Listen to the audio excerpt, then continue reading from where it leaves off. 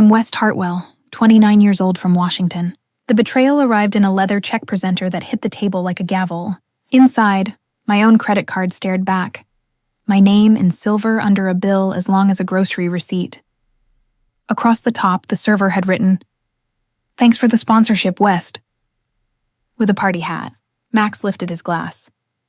To West, the backbone of the squad. Lila squeezed my shoulder. Jordan signaled the DJ like we owned the Regent's rooftop. Behind them, a projector cycled photos of their brand launch. Balloon arch, neon sign, sushi spelling the company initials. Have you ever experienced this kind of betrayal? Share your story in the comments, and subscribe if you believe no one should be treated this way. I slid the card under the bill. "Why is my card in here?" My voice came out louder than the music. Max laughed. "You sent it with Lila, the deposit." Lila's smile thinned. "You said we could settle later." I never said that. I looked at Jordan. He kept his arm around the neon and avoided my eyes. The server leaned in. "We already charged the space to the card on file, West. Same card for the bar package and projector." She tapped a carbon slip. My name sat beneath a slanted signature that wasn't mine. The W dipped wrong. "That's not my signature." Jordan finally turned. "Dude, it's your name. Don't make it weird." Lila tugged the check from my hands. "We're paying you back." She dropped crumpled cash on the table. Nowhere near enough. "We needed a win tonight. You said you believed in us." I had said it 100 times after shifts while they mapped dreams on napkins. "We've got you, West." They'd promise, and I'd cover the bill because I could. The server hovered. "Do you want me to run it or—" "Don't." My chair scraped. "Lila, where did you get my card?" "Your jacket last week," she said. "You left it at my place after game night." "I didn't leave it." "You took it." Max's laugh turned thin. "Come on, man." "It's us." "No." It was my wallet and their ideas. The projector flipped to a slide that made my stomach drop. Major thanks to our angel investor, West. My name in 6-foot letters. The room cheered for the myth of me, the bank. I asked for the manager. He listened, glanced at the shaky signature and the charges. "If you dispute, we can reverse the open bar," he said. "The space fee is non-refundable unless fraud is proven." "Fraud is proven," I said, pointing at the W. Max spread his hands. "We'll fix it tomorrow. Tonight," I said. "Show me transfers." Jordan's jaw clicked. "You're embarrassing yourself." Maybe that was the plan. Build a stage where the dignified exit was to pay, smile, and play generous again. Backstory started as habit. I grew up in Tacoma with a mom who worked 2, sometimes 3 jobs and still helped neighbors. "We share what we can," she'd say at 5 a.m. When I got a steady tech support job in Seattle, I tried to be the friend I wished my mom had. That's how I met them. Max the dream, Lila the plan, Jordan the charm. We were broke together. Later, only I wasn't. Now, under fairy lights and bass, loyalty looked like a pen trace that wasn't mine. Lila touched my arm. "West, please. Don't ruin this night. It's already ruined," I said. "You ruined it when you forged my name." Her mouth trembled, then hardened. "Fine, run it yourself. We'll Venmo." The projector froze on a photo of them cutting a cake I hadn't tasted. I opened my banking app. Pending holds stacked in red, venue, bar, equipment, their last 3 dinners, a transfer to a rental company I didn't recognize, deposit for a weekend creator house in Leavenworth, booked under my name. "Did you book a cabin with my card?" I asked. Max swallowed. "It's just a hold." "For what?" "A content weekend," Jordan said. "Network, shoots. It's good for all of us." It was never all of us. I handed the manager my ID. "Cancel the tab. Freeze the card. I'm disputing everything," he nodded. Lila's smile curled. "You're really doing this?" "I'm really done." I turned to go. Max muttered, "After all we did for you." I spun back. "What did you do for me?" He blinked. "We made you part of something." "You made me a wallet." Jordan tried again. "We're family." I thought of my mother, counting bills under the fridge's hum, giving until giving became her story. I thought of the month I loaned Max rent with no date to repay, the morning I drove Lila to an interview at 6, the rides, the favors, Family doesn't forge your name for a key to your bank. I'll send screenshots of the disputes, I said. If you want a night not ruined, stop throwing it at me. I left the rooftop. Pike Street air hit cold and salted. I walked until the music faded and my breath found rhythm. At the corner, under a streetlight making rain look like glitter, my phone blinked. Lila had added me to an album titled Launch Night. In the first photo, they grinned. In the second, my name glowed over them. In the third, the camera caught me in profile, staring at the check, jaw tight. Caption: "We couldn't have done it without you." They were right. And that was the problem. I removed myself from the album and stood in drizzle until the projector in my head dimmed. By the bus stop, anger cooled into something cleaner. The bus hissed up. I climbed aboard, tapped my Orca card, and stared at the window. My reflection floated like a ghost I could finally see. "Don't make it weird," Jordan had said. No. Tonight was the clearest thing I'd seen in years. I texted my mother. "You up?" She answered, "Always." I typed, "You were right about giving. Sometimes people take until they believe it's theirs." She sent a heart and, "Come by tomorrow. Pancakes." I watched the city slide by. Ferries on Blackwater, a man with a dog, a kid pressed to an empty storefront. Seattle looked the same, and nothing did. The bus turned south. I leaned my head to the window. I wasn't going to be a legend, a sponsor, a backbone, or a bank. I was going to be done being useful to people who measured me by what I could pay. Tomorrow, I would finally start keeping receipts that were mine. The next morning, I woke to the shrill sound of my phone vibrating across the nightstand. Notifications stacked one after another. Unread messages, group chats exploding, missed calls. "Lila, we can talk about last night. Don't be dramatic. Max, you overreacted." "Jordan, it's not that deep, bro." Their words pulsed on the screen like tiny knives. I muted the thread and tossed the phone aside. The apartment felt heavier. Air thick with the smell of stale coffee and rain that leaked through my cracked window. My wallet sat open on the counter, my canceled card inside like a reminder of how easily trust could be swiped. I made a mental note. Trust would go in the debt column now. Have you ever experienced this kind of betrayal? Share your story in the comments, and subscribe if you believe no one should be treated this way. My mom called around 8. "You sound tired," she said. "I just learned my friends think my wallet is community property." She sighed, the kind of sound only mothers perfect. "You always try to save people, West. Some folks don't want saving, they want sponsors. I didn't realize I was their ATM." "You weren't," she said softly. "You were their cover story. It's different." After breakfast, I scrolled through the bank app again, looking for patterns. There they were. A steady line of charges, restaurants, Ubers, bar tabs, over the last 3 months. Little things I hadn't noticed, because I always tipped too well and trusted too easily. I felt stupid but not broken. Not yet. At 10, my door buzzer rang. I looked through the peephole. Lila. I considered ignoring her but pressed the button anyway. She walked in like she owned the place, like nothing had happened. "Coffee?" I asked. My voice was calm. I was proud of that. She sat on the couch, crossing her legs. "We're all sorry, okay? It was bad judgment. You forged my name, Jordan signed it. I just handed the slip.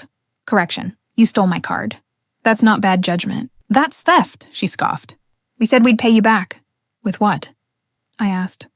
"Your non-existent launch money?" Her face reddened. "You've always acted like we couldn't do anything without you." "Maybe because you can't," I said before I could stop myself. The words landed sharp between us. She stood. "We were trying to build something. You're bitter because you're stuck fixing other people's computers." I laughed quietly.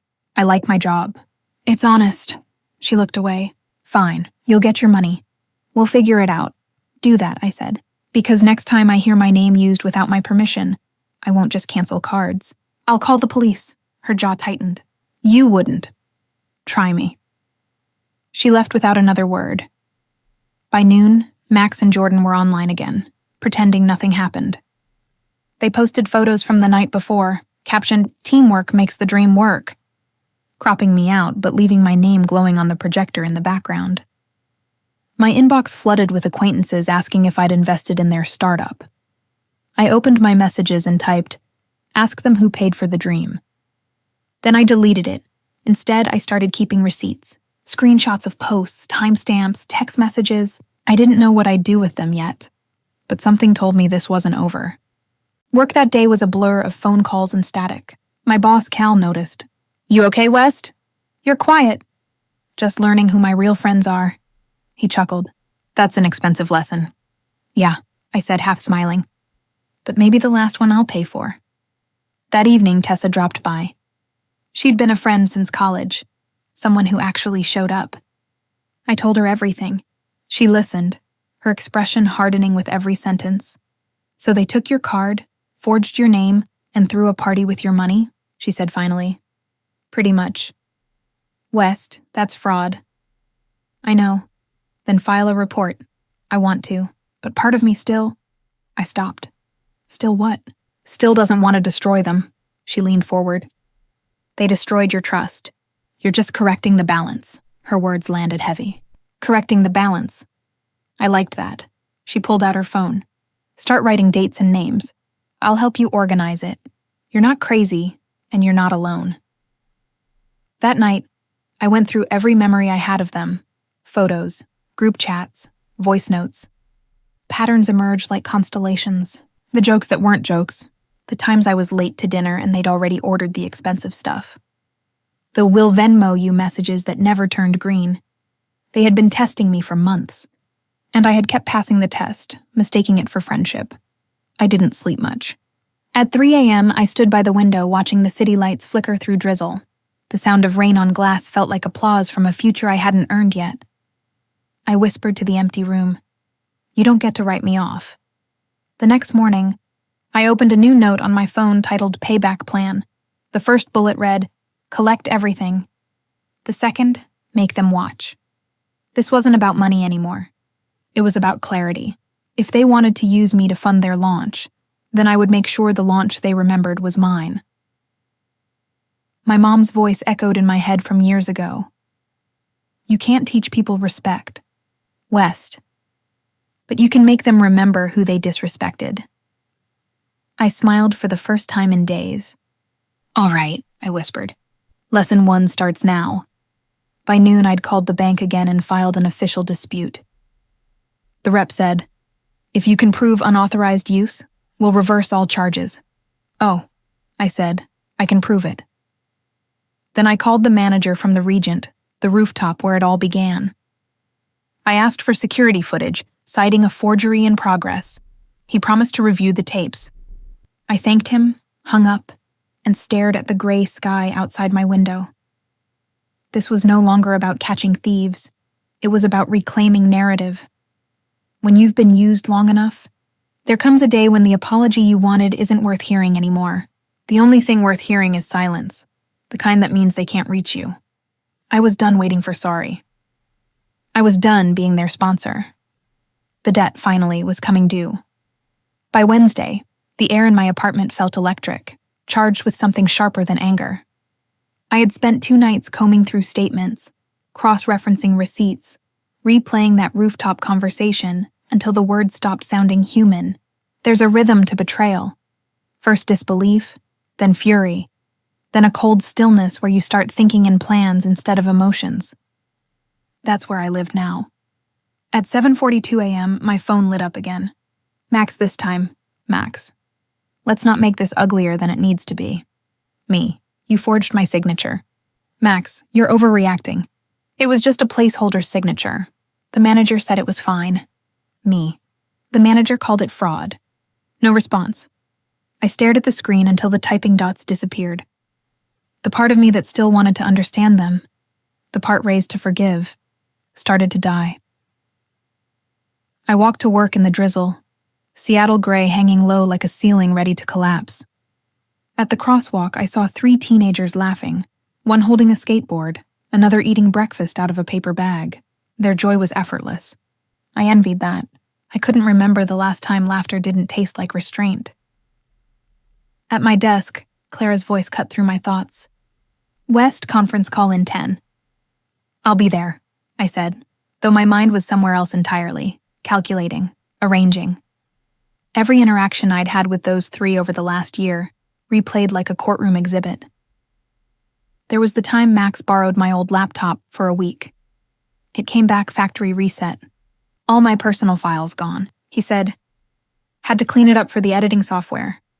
I shrugged it off. The time Lila insisted on paying for concert tickets on her card, then claimed I owed her twice the price. I paid without checking. The time Jordan texted, "We're family, right?" right before asking for a little float to cover rent.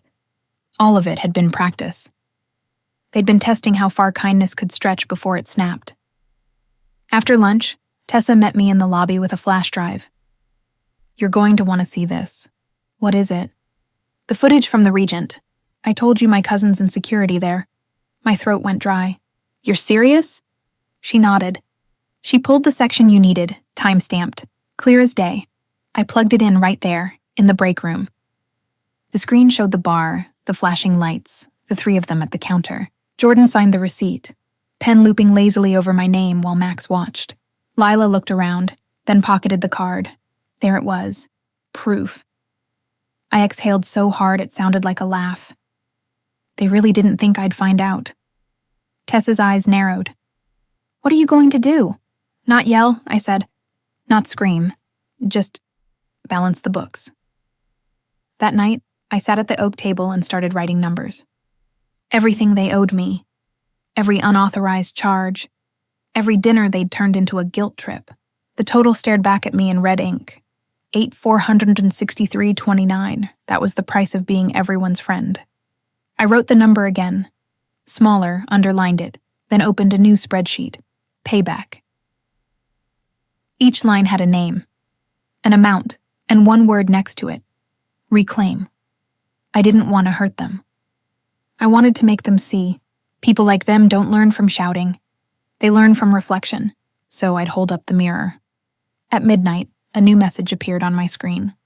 "Jordan again. You're making a fool of yourself. Lila's crying. Max says you're ruining your own rep." I typed back. "Good. Maybe it'll match yours." Then I attached a screenshot of the security footage thumbnail, just enough for him to know what it was. No words. No threat, just the image. The scene notification popped up immediately. No reply. The silence after was worth more than the money. The next day, I went to the bank in person. The clerk recognized my name from the file. "We reviewed your claim," she said. "It's moving quickly. You'll see the reversals within 72 hours. That's faster than expected. Forgery cases tend to be. I thanked her and stepped out into the drizzle again. For the first time, the rain didn't feel heavy. It felt like rinse water. Everything they'd built with my name was starting to wash away. That evening, Tessa and I sat on my couch, eating takeout noodles. "So what's next?" she asked. "I let the system do its thing," I said. "But after that, I'm going to build something real. Something with my own name on it," she smiled. "Like a business?" "Like a boundary," I said. 2 days later, the group chat blinked alive again. "Lila, you froze the funds?" "Me, I froze my name." "Max, we can fix this privately." "Why'd you drag the bank into it?" "Me, because the bank listens." Jordan left the chat. Max changed the name from Dream Team to a blank title for a blank friendship. I archived it. Permanently. That weekend, I drove to Tacoma to see my mother. She was outside trimming the rose bushes. "You look taller," she said. "I feel lighter," I replied. She wiped her hands on her apron and looked at me closely. "You're not angry anymore." "I thought anger was power," I said. "Turns out, clarity is stronger." She nodded. "You learned." I smiled. "The expensive way." That night, I couldn't sleep. I lay staring at the ceiling, listening to the quiet hum of the house. For a moment, I almost pitied them. Max, Lila, Jordan, the way they needed to stand on someone else to feel tall. But pity, like debt, has to be written off eventually. I reached for my phone, opened my new note app, and wrote one line. Tomorrow, I stop reacting. Tomorrow, I start building. That was the breaking point. Not the betrayal, not the stolen money, not even the footage. It was the realization that I didn't need to burn their house down. I just needed to leave and build a better one next door. In the morning, I'd send the video to the bank's fraud team. I'd close the chapter officially. But tonight, I let myself drift off with the sound of rain tapping against the window, a rhythm that finally felt like peace, because breaking isn't always about shattering. Sometimes it's just the sound of something locking into place. Silence was supposed to help me think. Instead, it turned every thought into an echo. The city outside my window went on with its usual rhythm. Cars splashing through puddles, the hum of elevators, neighbors laughing through thin walls. But inside my apartment, the air felt static. Every hum, every drip from the faucet reminded me that I was alone now, and that I'd chosen to be. When you cut people off, the world doesn't get quieter. It just changes tone. I kept checking my phone like muscle memory. No new messages, no apologies. Just emptiness where noise used to live. Have you ever experienced this kind of betrayal? Share your story in the comments, and subscribe if you believe no one should be treated this way. By Saturday morning, the refund from the bank hit my account. A victory, sure. But instead of relief, I felt a hollowness I couldn't name. It was like winning a war and realizing there was no one left to celebrate with. Tessa dropped by that afternoon with bagels and a look that said she'd come prepared for emotional triage. "Congratulations," she said, holding up her coffee. "They lost. Feels more like I lost 3 people than they lost money." "They were never people, West," she said softly. "They were habits." The word hung between us. Habits. She was right. I hadn't loved them for who they were. I'd loved the version of myself I was when they needed me. I sighed. What am I supposed to do with all this anger, Tess? It's like it's eating my ribs from the inside. She smiled faintly. "Don't feed it. Use it." That night, I tried to take her advice. I walked through downtown, letting the neon lights blur into streaks of color. At Pike Place, street performers played jazz beneath the drizzle. I stopped and listened. The trumpet was raw, imperfect, alive. It made me ache. Every note reminded me that beauty can still exist in broken rhythms. Maybe I could exist too, even after them. When I got home, I sat at the table and opened my laptop. The spreadsheet of debt and betrayal still glared back at me, red lines and timestamps. I hovered over the delete key. Part of me wanted to erase it all, to stop keeping score, but I couldn't. Not yet. Instead, I created a new document. Title: Blueprint. It wasn't about them anymore. It was about me, what I wanted to build from the wreckage. The following week blurred. I went to work, smiled when expected, answered calls with robotic cheer. Tech support, this is West. How can I help? The irony didn't escape me. I could fix strangers' systems, but not my own. One night, Clara caught me staying late. "You've been here every evening this week," she said. "You okay?" "Yeah, just catching up." "You're not being chased by something, are you?" I looked at her. She had the kind of eyes that made lying impossible. "Maybe," I said. "Well, whatever it is, make sure it's worth running toward instead of from." Her words followed me home like a shadow. By Thursday, I couldn't stand my apartment anymore. I packed a small bag, got in my car, and drove without a plan. The highway stretched out under gray clouds until I ended up in a small coastal town called Ocean Shores. The air tasted like salt and forgiveness. I checked into a cheap motel facing the water. The receptionist didn't ask why I was there, and I didn't offer to explain. I walked the beach until my shoes filled with sand, until the cold wind slapped sense into my chest. Every crash of the waves sounded like punctuation.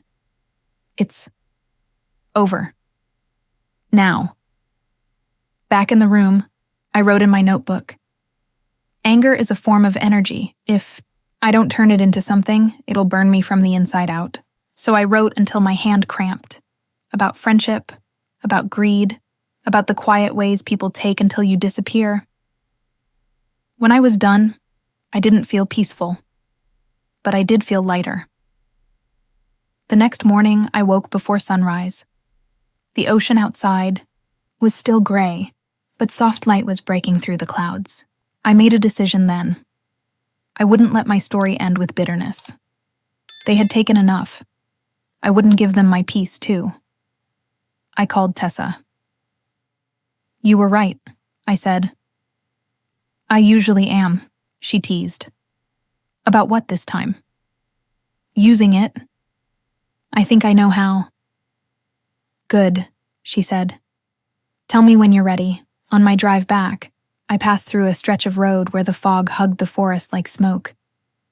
The radio played softly, an old song I used to love before everything went wrong. For the first time in weeks, I sang along. My voice cracked, but I didn't stop. By the time I reached the city, the anger had quieted. It was still there, but it had changed shape. It wasn't a storm anymore. It was fuel.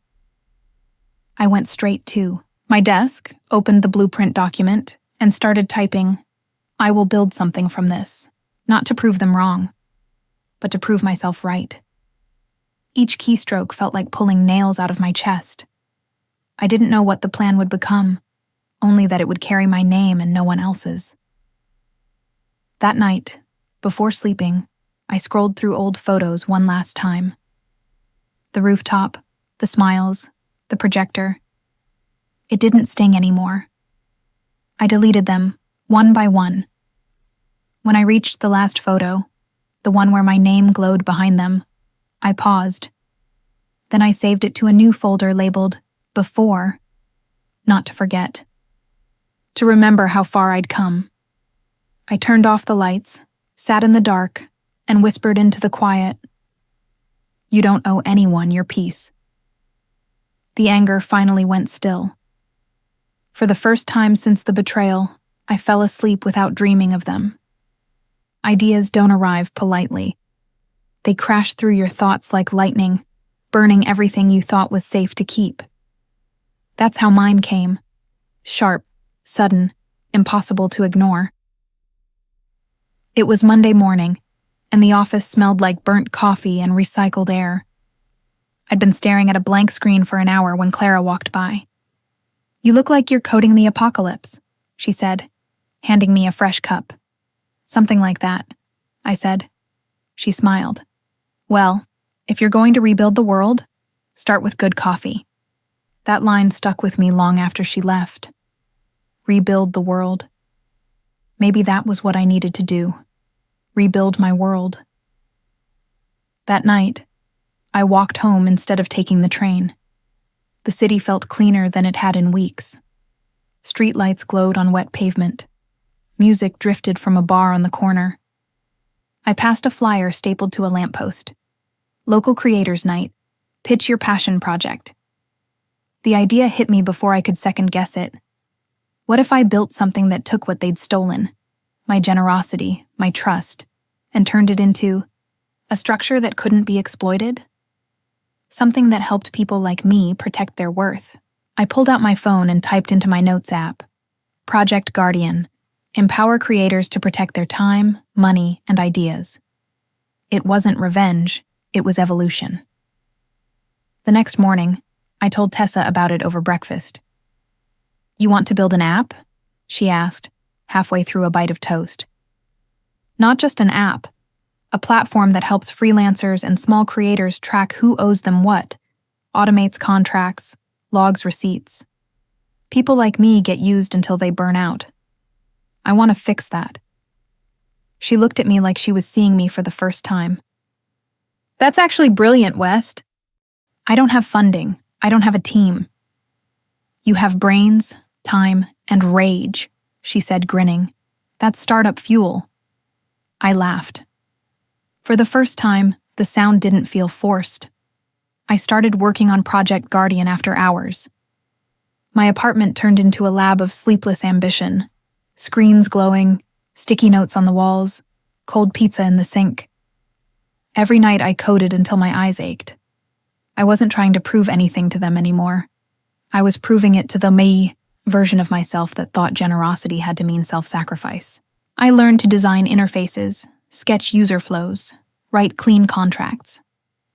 By the second week, the prototype was alive. Barely, but alive. I sent a demo to Tessa. She replied with a voice message. It works. It's not pretty yet, but it works. Do you realize what you're doing? Probably losing sleep, I joked. She laughed. No, you're turning betrayal into infrastructure. Have you ever experienced this kind of betrayal? Share your story in the comments, and subscribe if you believe no one should be treated this way. A few days later, Clara called me into her office. You've been glowing lately, she said. Whatever you're building after hours, it's changing you. I hesitated. Is it that obvious? I know that look, she said. It's the face of someone who stopped waiting for permission. I smiled. I guess it is. She leaned forward. When it's ready, pitch it here. We invest in innovation. And from what I've seen, you've earned the right to be heard. That night, I updated my blueprint document. The first line read, "Build something that makes being kind safe again." The weeks blurred into a rhythm of exhaustion and creation. My mother called one evening while I was debugging. "Still up?" she asked. "Always." She laughed softly. "You sound like me when I used to stay up sewing uniforms. Difference is, I was trying to make ends meet. You're trying to make something new." "Same thing, maybe," I said. "Just remember," she said, "even good fire can burn if you don't rest." By month's end, I had something real. A sleek dashboard, secure encryption, a system that tracked every transaction and reminded users who owed them. I named the feature the Ledger, a poetic nod to every unpaid debt I'd carried. I uploaded the beta under an anonymous handle and posted it to a small tech forum. Within hours, messages started pouring in. "This is brilliant. Do you have plans for an API? We've been needing this for years." It spread faster than I expected. By the next morning, a local tech blog had written about it. Mysterious developer launches tool to protect freelancers' rights. They didn't know who I was, but I did. And for the first time, that was enough. The following Friday, I went to the local creators' night I'd seen advertised. The bar was loud, full of neon and ambition. When the host handed me the mic, I felt my heartbeat in my throat. "I'm West Hartwell," I said. "I used to think helping people meant letting them walk over me. Now I'm building something to make sure no one else learns that lesson the hard way." I showed them Project Guardian. The crowd leaned in. When I finished, there was a silence, then applause that felt like oxygen. Afterward, people swarmed me with questions. A woman in a red blazer said, "You should be funded." I smiled. Maybe. But for now, I'm just getting started. That night, back home, I opened my laptop again. My inbox was full of collaboration requests. It felt unreal. This momentum, this second life I'd built from wreckage.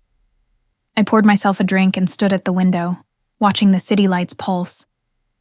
For the first time, I wasn't angry. I wasn't even tired. I was awake in a way I'd never been before.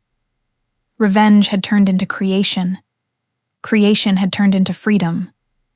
And as I whispered to the reflection in the glass, I realized the truth I'd been chasing all along. They used me for money. Now I'm building something they can't afford to buy. Momentum has its own gravity. Once you start moving, the world either pulls you forward or tries to pull you back. By the time Project Guardian started gaining traction, I could feel both forces in motion. Every morning began the same way. Coffee, emails, code. The app had grown from a late-night idea into a breathing system, and users were multiplying by the hundreds. Feedback poured in, praise, bugs, suggestions. It was messy, alive, human. For the first time since everything fell apart, so was I. Tessa became my unofficial co-pilot. "You realize this could go big, right?" she said one night over takeout. "Like, real investment big." "I'm not thinking that far ahead," I told her. "Right now, I'm just fixing what they broke." "Maybe," she said, smiling. "But you're also building what they could never imagine." One morning, a message popped into the support inbox from a familiar name. Lila. Subject line: "Hey, can we talk?" I stared at it for a full minute before opening it. "I saw your project. It's amazing. Maybe we could collaborate? No hard feelings, right?" I laughed, out loud, bitter and clean. No hard feelings? She'd forged my name. But this wasn't the time for revenge through replies. I archived the email. Then I blocked her domain. Silence is the most expensive answer. Have you ever experienced this kind of betrayal? Share your story in the comments. And subscribe if you believe no one should be treated this way. A week later, Clara stopped by my desk with a sealed envelope. "You've got mail," she said with a grin. Inside was a letterhead from Cobalt Ventures, a small but respected VC firm. They'd seen Project Guardian at the creators' event. They wanted a meeting. I read it twice. "Is this real?" Clara nodded. "It's more than real. You've got their attention. Don't waste it." That night I couldn't sleep. I walked circles around my apartment, excitement twisting with fear. The last time I'd trusted people with my name, I'd lost everything. Could I risk it again? At 2:47 a.m., I called my mom. She answered on the second ring. "What's wrong, baby?" "Nothing's wrong. Something's right, I think." Then, "Why do you sound scared?" "Because last time I shared my success, and it cost me everything." She was quiet for a long time. Then she said, "You don't have to hide your light just because someone else tried to steal it. Just make sure this time you hold the switch." I met with Cobalt the following Thursday. Their office overlooked Elliott Bay, all glass and confidence. The lead investor, a woman named Priya Singh, shook my hand firmly. "I've been following your platform," she said. "It's rare to see something built out of both technical precision and emotional truth." "I built it because I got tired of being used," I said. Her smile didn't falter. "The best companies come from personal pain. You're solving a problem most people are too proud to admit they have." We talked numbers, expansion, scalability. By the end of the meeting, she said, "We're in. A seed round. Enough to build a small team." When I walked out into the crisp air, the skyline looked different. Sharper. Closer somehow. I'd spent months feeling powerless, but now the power was mine again. I told Tessa that night. She screamed so loud the neighbors banged on the wall. "Do you realize what this means?" she said. "Yeah," I said, smiling. "It means I get to start hiring." "Who's your first call?" I didn't have to think. People who've been overlooked. The ones who know what it feels like to be used and underestimated. Within 2 months, Project Guardian moved from my apartment to a shared workspace downtown. The walls smelled like coffee and paint, half-finished ideas scattered across whiteboards. My small team, 3 developers and a UX designer, worked like fire. They believed in what we were doing because they'd lived it too. We launched the public beta on a rainy Thursday. By midnight, the site crashed from traffic. A headline appeared the next morning. "Startup founded by unknown developer goes viral for protecting creators' rights." That's when the messages started again. "Jordan, saw your article. Guess we were wrong about you. Congrats, man. Max, I knew you'd make it. Let's catch up soon. I didn't reply. I didn't need to. The silence between us wasn't empty anymore. It was earned. 3 weeks later, we hosted our first community event. Dozens of freelancers, artists, and small creators gathered in a repurposed warehouse. I gave a short talk about reclaiming worth. People will tell you you're difficult when you stop being convenient, I said. They'll call you selfish for setting boundaries. But boundaries aren't walls, they're gates. You decide who gets in. Applause filled the room. Somewhere in the crowd, I thought I saw Lila near the back, her eyes downcast, but I didn't flinch. She was part of the story, but not the ending.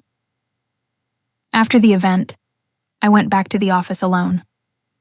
The rain had started again, soft against the windows. I looked at the logo on the wall, Project Guardian. It glowed faintly in the dark, like something alive. I poured a drink and whispered, "You took my name." I took it back. The irony wasn't lost on me. My revenge wasn't destruction. It was construction. I didn't ruin them. I just outgrew them. That night, I walked home past the Regent, the rooftop bar where it had all started. The neon sign flickered the same way it had that night, but the place felt smaller now, like a stage I'd long outperformed. I looked up at the empty rooftop and smiled. "Thank you," I said under my breath, "for teaching me everything I never want to be." The city lights shimmered like applause. I slipped my hands into my pockets, turned toward home, and let the rain wash the last traces of anger off my skin. The setup was complete. The stage was built. The next move, the strike, was coming. You don't always plan the moment your past catches up to your success. Sometimes it happens in public, under bright lights, with your name glowing where theirs used to be. It began on a Thursday night at the downtown Civic Center.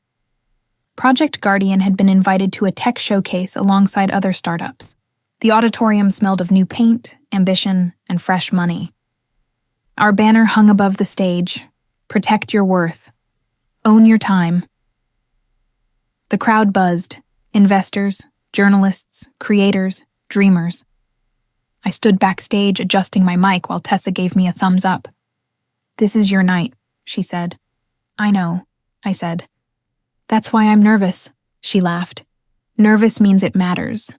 When my name was announced, applause filled the hall. I stepped onto the stage, lights cutting through the haze. "Good evening," I began. "I'm West Hartwell, founder of Project Guardian. I built this platform because people will take what you give, and then take what you never offered, unless you teach them where the line is." The audience leaned in. Everyone here has had something stolen. Time, ideas, credit, trust. We're not powerless anymore. We built tools to track value, protect contracts, and make respect measurable. As I spoke, I saw flashes from cameras, heads nodding, hands clapping. It was everything I'd ever wanted. But it wasn't vanity. It was justice, standing tall in the spotlight. Halfway through the presentation, movement in the crowd caught my eye. 3 familiar faces near the back: Max, Lila, and Jordan. My chest tightened. They looked smaller than I remembered somehow.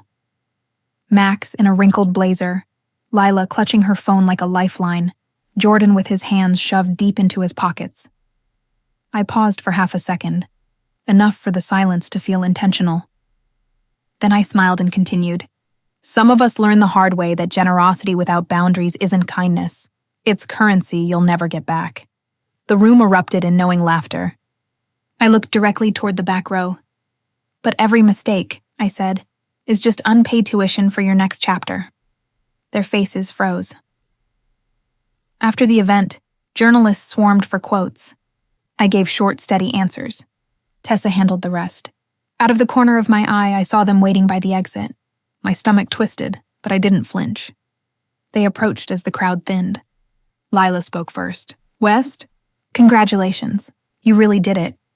"Thanks," I said. My tone was even, polite, professional. Max shifted his weight. "You know, we always believed in your potential." I almost laughed. "You believed in my bank account." Jordan looked down. "We made mistakes." You committed crimes, I corrected softly. But don't worry, I'm not here to collect anything from you. I already got what I needed. Lila's eyes darted to the camera crews packing up. You embarrassed us tonight. No, I said. You embarrassed yourselves years ago. I just stopped covering for it. She opened her mouth again, but no words came out. Silence pressed between us until they backed away, swallowed by the crowd. Tessa joined me, eyebrows raised. Old ghosts? Yeah, I said, exhaling. But they're fading. The next week, Project Guardian hit 10,000 users. Articles flooded in. One headline read, "From betrayal to breakthrough, the man who turned being used into a movement." It didn't just feel good. It felt poetic. Requests for interviews came daily. I turned down most of them, except one from a podcast host who asked, "What's the difference between revenge and justice?" I thought about it for a moment before answering. Revenge wants them to hurt. Justice wants them to see. The host smiled. And do they see now? Oh, I said, they see. Have you ever experienced this kind of betrayal? Share your story in the comments. And subscribe if you believe no one should be treated this way. A month later, I got an invitation to speak at a university entrepreneurship panel. Irony again. Max had once bragged about being invited there for his startup insights. Now I was the one with the microphone. I stood before a room full of students, their notebooks open, their eyes bright with curiosity. What's the one thing you'd tell your younger self? One asked, I smiled. Keep giving, but only to people who give back. Another asked, what about people who take advantage of you? Thank them, I said. They just paid for your education. The room laughed and I laughed with them. Not bitterly, but with real joy, because it was true. After the panel, I wandered through campus, passing bulletin boards filled with flyers, clubs, internships, causes. One flyer caught my eye. Looking for collaborators. Must believe in something bigger than profit. I tore off a small tab with a phone number. I didn't know why. Maybe as a reminder that belief isn't weakness. It just needs better company. That night, I drove past the Regent again. For the first time, I went inside. The lights were dimmer now, the crowd smaller. The bartender looked up and said, "You look familiar." "I used to come here," I said. "Bad memories, good lessons," he laughed. "Aren't they the same thing?" "Sometimes," I said. I sat at the bar and ordered club soda. On the wall behind the counter, the same projector glowed with new faces, other dreamers launching their companies. My name wasn't on the wall anymore. It didn't need to be. When I left, rain misted the streets. I stopped by a window display, electronics, gadgets, neon reflections, and caught my reflection. I looked older, surer, calmer. The man who'd been betrayed wasn't gone. He'd just been rewritten, I whispered to the glass. You made me wait for approval. Now you'll wait for relevance. Then I walked away, letting the city lights stretch long behind me. Back at my office, the team was still working late. Screens glowed, laughter echoed, music played quietly from a speaker. I stood in the doorway and watched them for a while, young, hungry, full of belief. Tessa noticed me. You good, boss? Yeah, I said. I think we're just getting started. Because the strike had already landed. Not with noise, not with flames, but with success so undeniable it made every silence around me feel like applause. They'd wanted to use me for money. Now they couldn't even afford my time. When the world starts clapping for you, the sound can be disorienting. You don't realize how long you've lived on the edge of silence until applause becomes your new background noise. 2 weeks after the showcase, Project Guardian crossed 100,000 users. The news spread fast, articles, podcasts, panels. People quoted my words back to me, painted them across think pieces. Every time someone said West Hartwell, it echoed like a promise kept. At first it felt surreal, then it felt heavy. Because success isn't light, it carries every bruise that built it. We were invited to the Creators Equity Summit in Los Angeles, a major event that gathered investors, influencers, and business leaders from around the world. I was asked to deliver the keynote on ethics and empowerment in the creator economy. Tessa laughed when I told her, You're going from being scammed to headlining a conference about scams. Full circle. Guess I'm qualified, I said. She grinned. You're more than qualified. You're the case study. When I landed in LA, everything felt louder. Billboards, cars, conversations. It was a city built on performance. And for once, I had the right script. My speech was scheduled for the final day. The organizers set up a massive screen behind the stage, cycling through slides with my logo, Project Guardian. Under it, the tagline I'd written in my kitchen months ago. Because no one should have to beg for what they've earned. Standing backstage, I could hear the audience murmur, 3,000 people waiting. My hands didn't shake. They used to before, but not anymore. When I walked out, the spotlight hit, and I began. Good afternoon. My name is West Hartwell, and I built a company out of humiliation. The room went still. I say that not for sympathy, but for honesty. Because the truth is, most innovation starts from pain. I told them the story, not every detail, not the names, but the truth. How I trusted the wrong people. How I learned the hard way that being kind doesn't mean being blind. I talked about rebuilding, about coding through grief, about turning anger into architecture. Then I looked straight into the cameras. For anyone who's ever been taken advantage of, this is your reminder. You can't control how they use you. But you can control what you build next. When I finished, the crowd rose to its feet. The applause rolled like thunder. I bowed once, just once, and walked off stage into a new life. Backstage, my phone vibrated nonstop. Texts, mentions, news alerts. I ignored most of them until one caught my eye. It was from an unknown number. You really built it, huh? Jordan, then another. We saw your talk. I guess we deserve the shade. But maybe you could let it go now. I stared at the message until the words blurred. Then I typed, I let it go the day I stopped needing you to see me. I didn't wait for a reply. I blocked the number. Have you ever experienced this kind of betrayal? Share your story in the comments. And subscribe if you believe no one should be treated this way. That night, at the gala dinner, Priya raised a glass. To West, she said, the man who turned being used into being useful. Everyone laughed, and I smiled. But inside, I felt something quieter than pride. Peace. After dessert, Tessa nudged me. You see them? Across the room, at the far table, sat Max and Lila. My breath caught. Apparently, they'd rebranded their old company and somehow managed to get sponsorship tickets. Their logo, cheap and desperate, glowed faintly on their badges.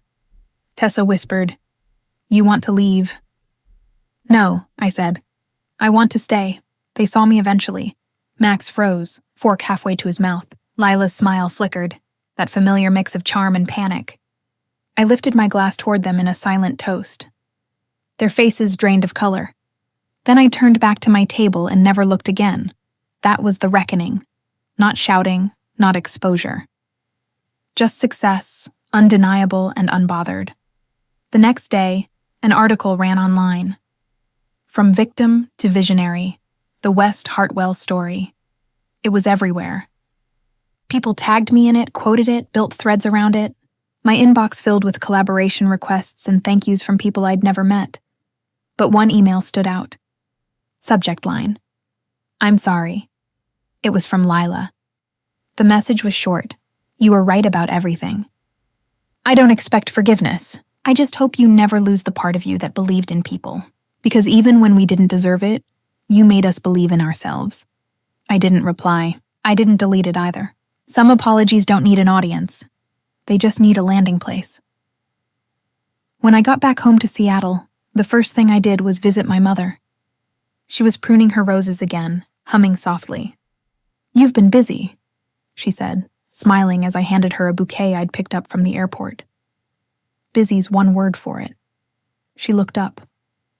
And happy? I thought about that. The travel, the cameras, the lights. It was loud, sure, but under it all was something calm. Yeah, I said. Happy in a quiet way, she nodded. That's the only kind that lasts. That night, I stood in the office overlooking the city. My team had gone home. Only the low hum of computers remained. The rain tapped against the glass, rhythmic, patient. I pulled up our user dashboard. Numbers climbing, testimonials filling the screen. People saying how Project Guardian helped them reclaim their voices, their pay, their boundaries. I whispered to the empty room. You see this, right? This is what you tried to steal. But there was no bitterness left, just gratitude. Because if they hadn't betrayed me, I might never have learned to build this. The reckoning wasn't about revenge anymore. It was about reflection. The public saw triumph, but underneath, I saw redemption for every version of me that kept giving, kept trusting, kept forgiving. And as the city lights shimmered across the windows, I realized the truth. I hadn't destroyed my enemies. I'd simply outlasted them. Sometimes that's all the justice you need. The noise finally settled. For the first time in months, there were no notifications lighting up my phone, no cameras waiting outside conferences, no one asking for sound bites about success born from betrayal. Just me, a quiet office, and the slow hum of servers keeping Project Guardian alive. I didn't realize how exhausted I was until the silence became comfortable. Success had been loud. Peace whispered. I started to like whispers. I spent mornings walking through the city instead of rushing to work. The same streets where I'd once felt invisible now felt lighter beneath my feet. Coffee shops that used to sting with memories of unpaid bills now carried the scent of beginnings. Have you ever experienced this kind of betrayal? Share your story in the comments, and subscribe if you believe no one should be treated this way. In quiet moments, I reread old messages, not to reopen wounds, but to remind myself how far I'd come. Lila, you're overreacting. Max, we'll pay you back. Jordan, it's not that deep, bro.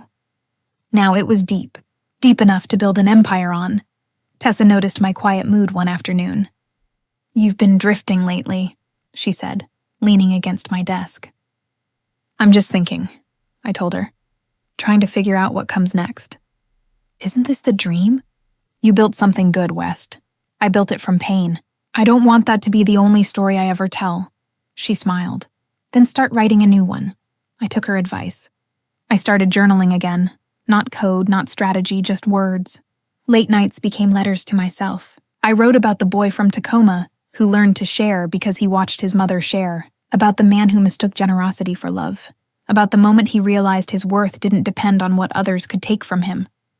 Those pages weren't revenge. They were release. Weeks passed. Project Guardian stabilized into something sustainable. I stepped back, promoted one of our developers to CTO, and let the machine run without me for the first time. My mother called that night. You're finally resting? She asked. I think so.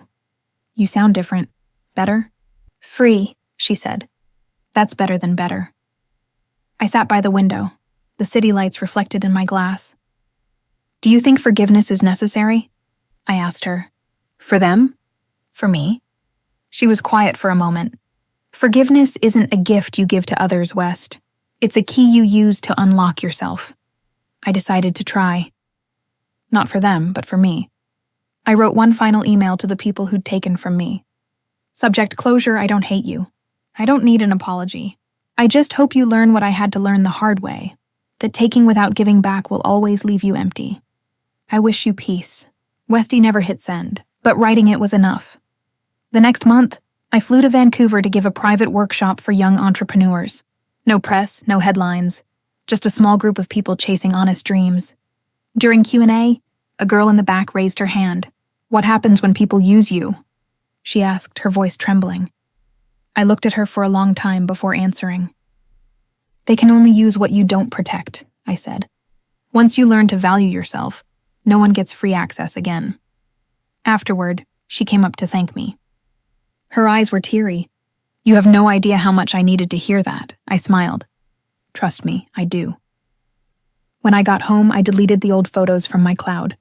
The rooftop, the projector, the smiles that weren't real.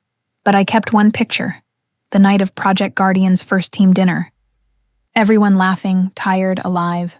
That was the moment I wanted to remember. I finally understood that revenge was never the opposite of love. It was the shadow of self-respect. Once you step into the light, the shadow disappears.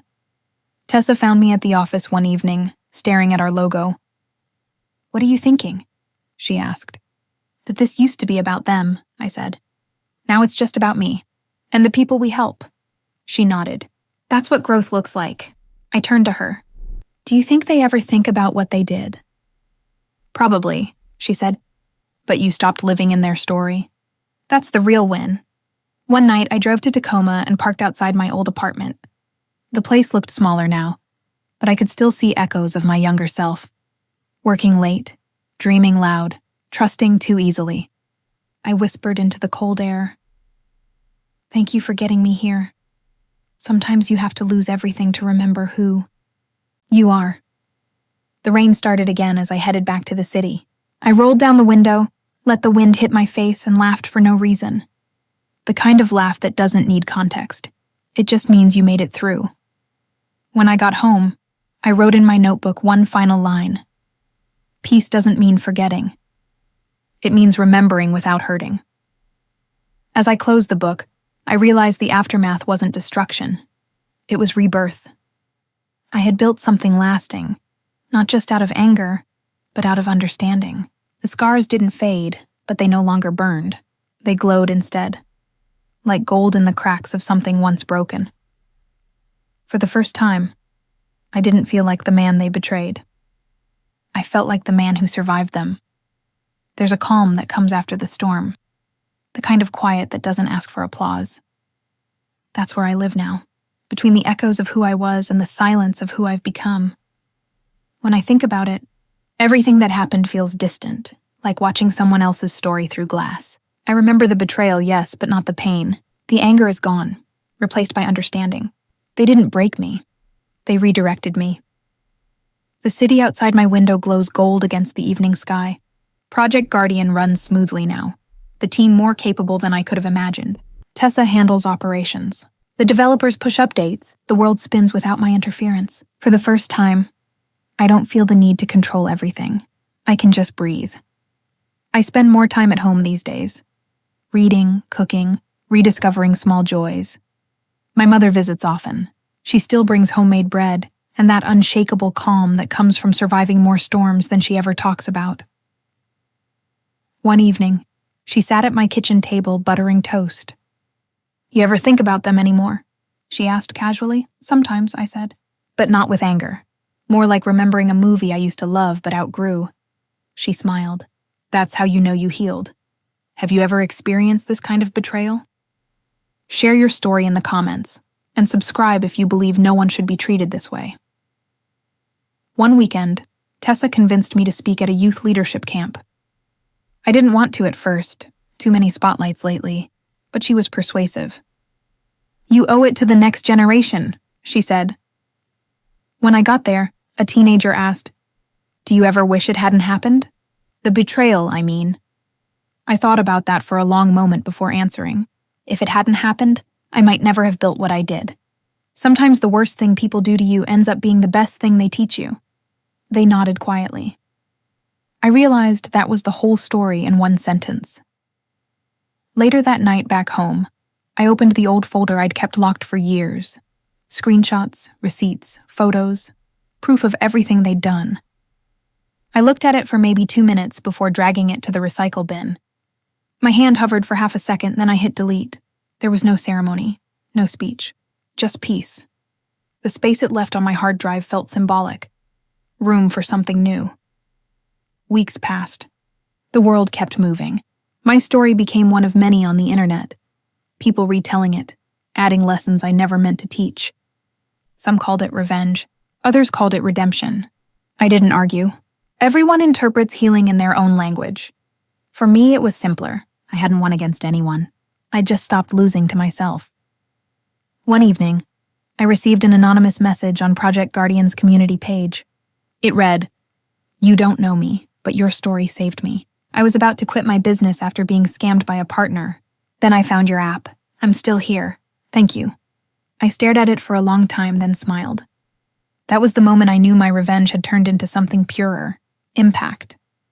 It wasn't about showing anyone I'd risen. It was about helping others rise without having to fall first. That weekend, I drove to the ocean again, the same beach where I'd written my first notes for Project Guardian. The air smelled of salt and second chances. I stood at the edge of the water, waves crashing against my shoes, and whispered, "We did it. Not I. We." Because every version of me, the naive giver, the furious avenger, the tired builder, had played a part in getting here. I pulled out my phone and wrote a new post for our community page.